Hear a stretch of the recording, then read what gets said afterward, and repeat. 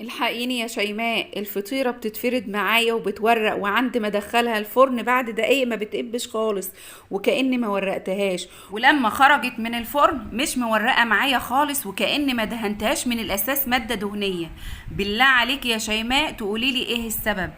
تعالوا نسمي الله ونصلي على الرسول، وما تنسوش تدعموا الفيديو وتعملوا شير على قد ما تقدروا عشان الكل يستفيد، وانت كمان تاخدي الاجر والثواب وتستفيدي منه. الفطيره بعد الفرد مباشره بندهنها ماده دهنيه كويس جدا من فوق ومن الجناب ومن كل حته، وبنلم الفطيره زي ما بتشوفوا بنلمها ازاي معاكم، وما بين كل تطبيقه وتطبيقه بندهن سمنه او ماده دهنيه ايا كان اللي بتدهنيه. بعد ما بتلم الفطيره خالص زي الكوره زي ما انت شايفه كده، بنسيبها لمده ساعه ترتاح، وبعد كده بنحطها في قلب الصينيه وهتتفرد معانا بكل سهوله. طيب لو ما ارتاحتش وجينا نفرد فيها ولقيناها ما ارتاحتش، بنسيبها كمان ترتاح لمده 5 دقايق او 10 دقايق، لان ده بيرجع على حسب نوعيه الدقيق. لازم تسيبي العجينه ترتاح كويس جدا، وكل 5 دقايق برضو تبص عليها، تحطي ايدك كده على الفطيره اللي لقيتها بتتفرد معاكي بكل سهوله، كملي الفطيره معاكي للاخر في قلب الصينيه. لو لقيتيها بترد تاني وما بتتفردش ما تتعصبيش عليها، لان ده اللي بيخلي الفطيره ما تقبش وتطلع مجلده معاكي، وفي نفس الوقت كمان تطلع مقدده وناشفه. يعني لو العجينه اتفردت معاكي بكل سهوله في قلب الصاج، ادهني وشها قشطه ودخليها الفرن. طيب ينفع افرد الفطيره واورقها واخلصها والمها وبعد كده اسيبها لمده ساعتين 3 4؟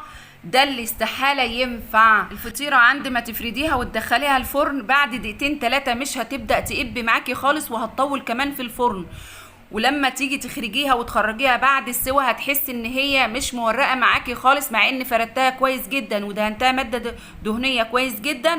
وهو ده السبب بتاع النهارده اللي بتقول لي الحقيني يا شيماء الفطيره بعد ما ورقتها وظبطتها مش مورقه معاها وكانها ما اتورقتش معاها خالص ولا دهنتها ماده دهنيه. وهو ده السؤال بتاعنا النهارده، والسبب علشان طولت عليها بعد الفرد. بعد ما فردتها سابتها، بتقول لي سبتها 3 ساعات وجيت احطها في قلب الفرن كانها ما اتفردتش ولا اتورقت خالص.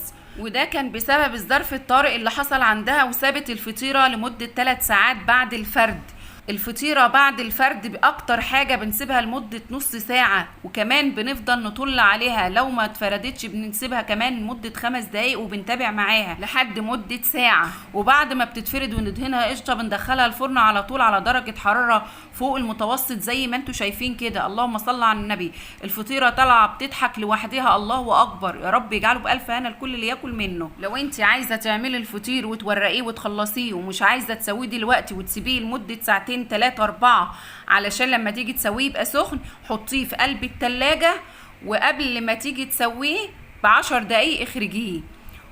ولو حصل ظرف طارئ زي ما حصل مع متابعتنا كده، تعملي زي ما قلتلك كده برضو، تحطيه في قلب التلاجة علشان المادة الدهنية ما تخرجش منه ولا تفصل منه خالص.